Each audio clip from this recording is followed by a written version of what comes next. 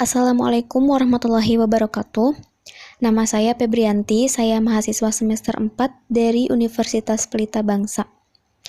Kali ini saya akan membahas tentang uji hipotesis.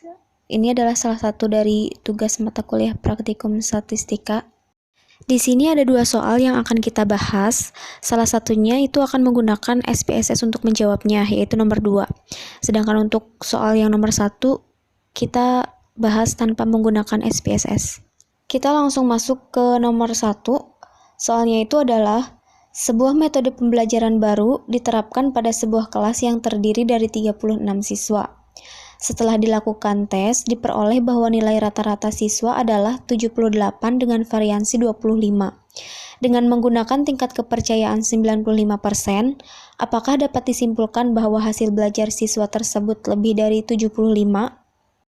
Kita langsung jawab. Hipotesis dari soal tersebut adalah H0 mu sama dengan 75 dan H1 mu lebih dari 75. Dengan tingkat kepercayaan 95%, jadi taraf signifikan yang kita gunakan adalah alfa sama dengan 0,05.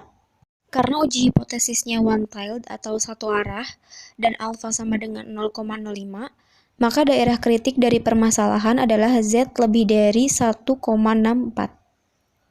Untuk perhitungannya diketahui X bar adalah 78, N 36, standar deviasi akar 25 berarti sama dengan 5, dan mu 0 sama dengan 75.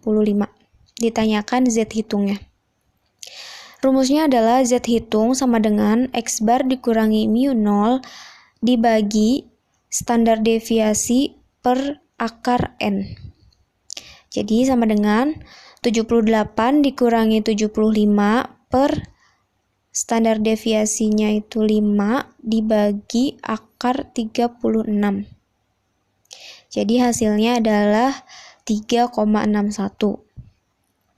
Nah, kesimpulannya, keputusan yang diambil H0 itu ditolak karena Z hitung berada dalam rentang daerah kritiknya yaitu sebesar Z lebih dari 1,64 atau 3,61 kurang dari 1,64. Sehingga kesimpulan yang dapat diambil adalah hasil belajar siswa lebih dari 75. Oke, kita lanjut ke soal nomor 2, yaitu menggunakan data yang sama pada materi, lakukan uji hipotesis menggunakan tingkat kepercayaan 95%. Apakah dapat disimpulkan bahwa usia karyawan di bawah 35 tahun? Untuk soal nomor 2 ini, kita sudah mendapatkan materi sebelumnya yang sudah dikasih oleh dosen saya. Nah, materinya itu seperti ini. Seperti biasa, awalnya kita masuk SPSS dulu, kemudian kita isi variabel view-nya, nama, jenis kelamin, usia, dan gaji. Kemudian kita setting. Setelah itu ke data view, kita masukkan data namanya, jenis kelaminnya. Di sini saya jenis kelaminnya menggunakan kode ya. Di variabel view sebelumnya saya sudah masukkan kodenya, nomor 1 untuk laki-laki dan nomor 2 untuk perempuan. Kemudian ada usia dan gaji. Nah, setelah data view ini dimasukkan, kita klik analysis, kemudian deskriptif statistik, selanjutnya klik explore. Nah, kita klik usia karyawan karena di sini yang ditanyakan adalah usia karyawannya. Nah, kemudian kita klik tanda panah sampai usia karyawan itu pindah ke dependent list. Setelah itu kita klik plots. Setelah plots, nah di sini kita centang histogram, kemudian normality plots with testis. Nah, setelah itu kita klik continue dan oke. Nah, nanti akan keluar output seperti ini. Ada 3 output ya. 3 output ini merupakan hasil dari soal yang tadi kita masukkan di variable view dan data view. Untuk output yang pertama ini menunjukkan bahwa data atau variabel gaji terdiri atas 15 data yang semuanya valid. Yang kedua, output yang kedua ini berisi tentang ukuran pemusatan data, yaitu mean atau rata-rata. Di sini rata-rata hasilnya adalah 201,87 dan mediannya itu 210. Ukuran penyebaran data diantaranya variansi 467,27, standar deviasi 21,62, dan ranknya itu 84, serta sweetness minus 0,187 dan kurtosis sama dengan 0,371. Nilai sweetness sama dengan minus 0,187 itu nilainya relatif mendekati 0, artinya data cenderung sedikit menceng kiri atau nilainya itu negatif. Nilai kurtosis itu sama dengan 0,371, sedikit lebih besar dari 0,263, artinya data cenderung sedikit leptokortik.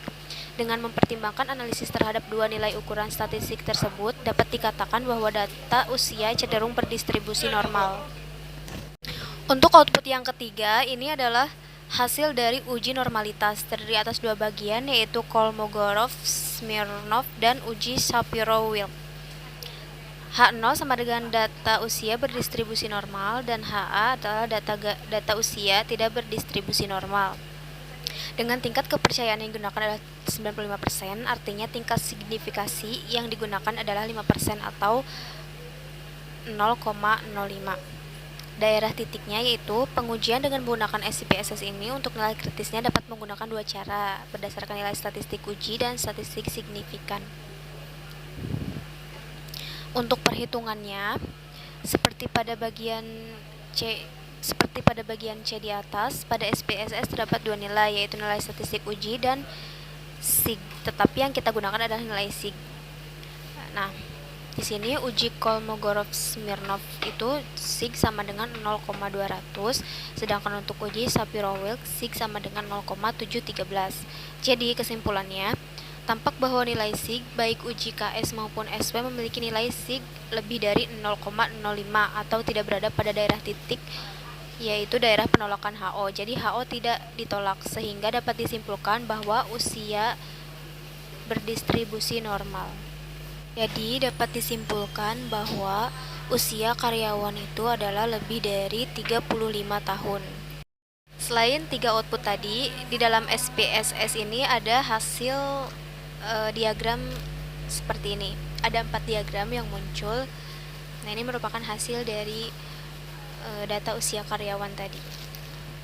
Nah, mungkin cukup sekian penjelasan dari saya. Kurang lebihnya saya mohon maaf karena pasti masih banyak kekurangan. Terima kasih atas segala perhatiannya. Wassalamualaikum warahmatullahi wabarakatuh.